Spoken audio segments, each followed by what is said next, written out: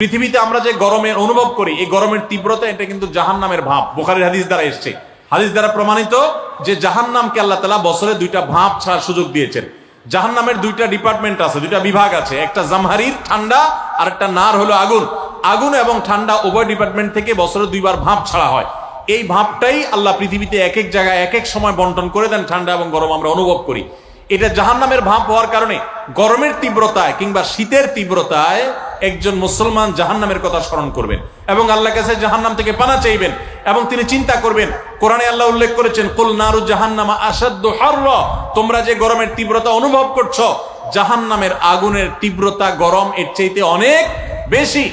গরমের তীব্রতায় মুসলমান হিসেবে আমাদের বিশেষ কোনো করণীয় আছে কিনা? দেখুন, প্রচন্ড গরমের দাবদাহ চলছে, তাই না?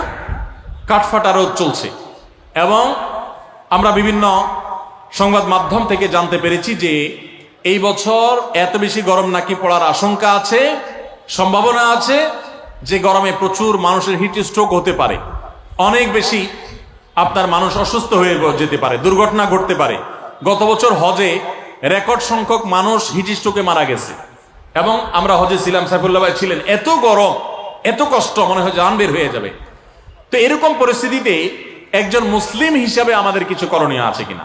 প্রথম হলো যে একজন দায়িত্বশীল এবং সচেতন মানুষ হিসাবে আমাদের যাতে হিটস্ট্রোকে আমরা যেন ক্ষতিগ্রস্ত না হই তার জন্য চিকিৎসকগণ এবং সংশ্লিষ্ট বিষয় বিশেষজ্ঞগণ যে পরামর্শগুলো দিয়ে থাকেন সেগুলো আমরা খুব গুরুত্বের সাথে মেনে চলবো।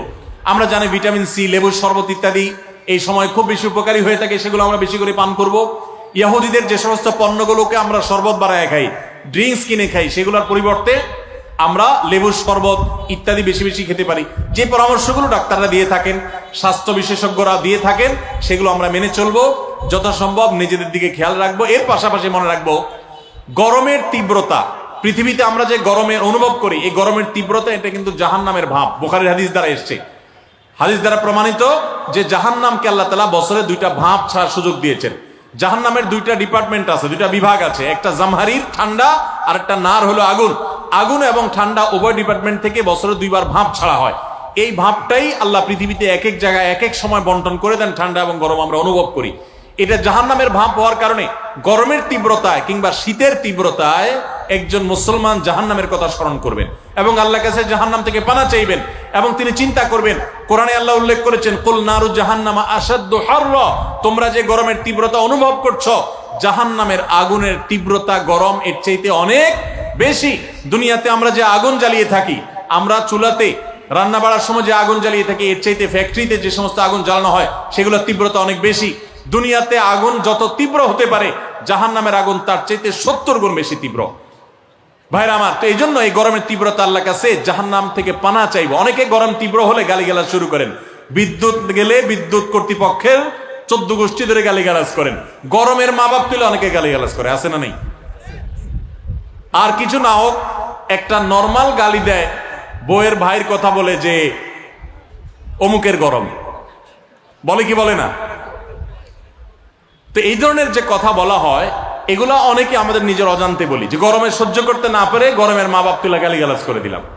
তো এটা থেকে গরম কমবে? আরো গরম বাড়বে। কোন গরম বাড়বে?